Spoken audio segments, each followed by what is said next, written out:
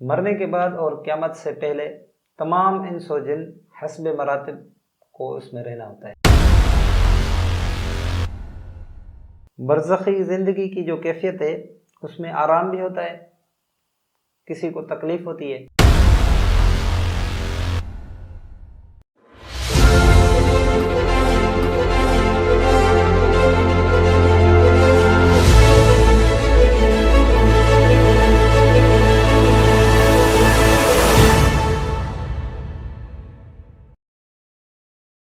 السلام علیکم دوستو، میں ہوں ڈاکٹر محمد وسیم شان اور آپ میرا یوٹیوب چینل دیکھ رہے ہیں سیدھی بات۔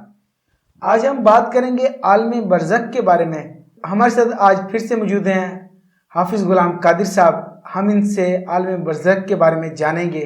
السلام علیکم۔ وعلیکم السلام۔ حافظ صاحب کیا حال ہیں؟ الحمدللہ۔ طبیعت کیسی ہے؟ الحمدللہ۔ اچھا حافظ صاحب، آپ کو ہم ایک بار پھر خوش آمدید کہتے ہیں ہمارے اس پروگرام میں، اور آج ہمیں آپ نے بتانا ہے عالم برزخ کے بارے میں کہ عالم برزخ کسے کہتے ہیں؟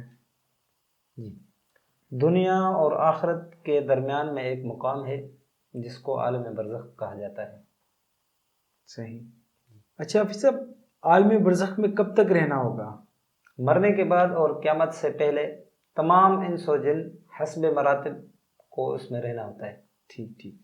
اچھا حافظ صاحب، برزخ کی زندگی کیسی ہوتی ہے؟ برزخی زندگی کی جو کیفیت ہے اس میں آرام بھی ہوتا ہے، کسی کو تکلیف ہوتی ہے، اور راحت اور لذت، الفت، یہ سب چیزیں عالم برزخ میں ہوتی ہیں۔ ٹھیک۔ اچھا حافظ صاحب، قبر کے عذاب اور انعام کا انکار کرنے والے کے لیے کیا حکم ہے؟ قبر کے عذاب اور انعام کے بارے میں جو شخص انکار کرے وہ گمراہ ہے۔ صحیح۔ اچھا حافظ صاحب، ایک اور سوال ہے کہ کیا مرنے کے بعد بھی انسان کے جو روح ہے اس کے ساتھ جسم کا تعلق رہتا ہے؟ جی ہاں، بالکل۔ اگرچہ روح بدن سے جدا ہوتی ہے مگر بدن پر جو گزرتی ہے اس سے روح آگاہ ہوتی ہے۔ اچھا حافظ صاحب، ایک اور سوال یہ ہے کہ عالم برزخ میں مسلمانوں کی روح کہاں ہوگی؟ مسلمانوں کی روح حسب مراتب مختلف مقاموں میں رہتی ہے۔ اور برزخ میں جو کافر کی روح ہے وہ کہاں ہوگی؟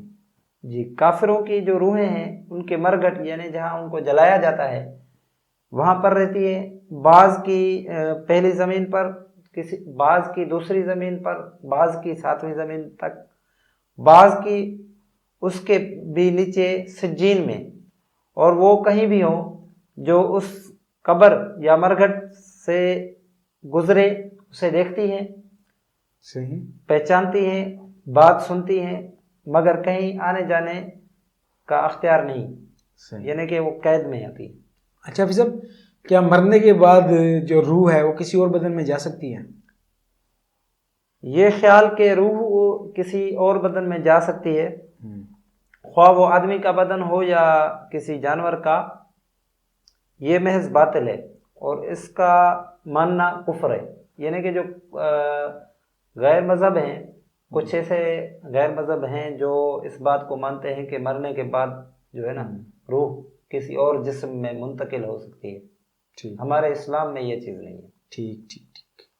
اچھا حافظ صاحب، ایک اور سوال یہ ہے کہ جب انسان مر جاتا ہے تو اس کی جسم کو کیڑے مکوڑے کھا جاتے ہیں۔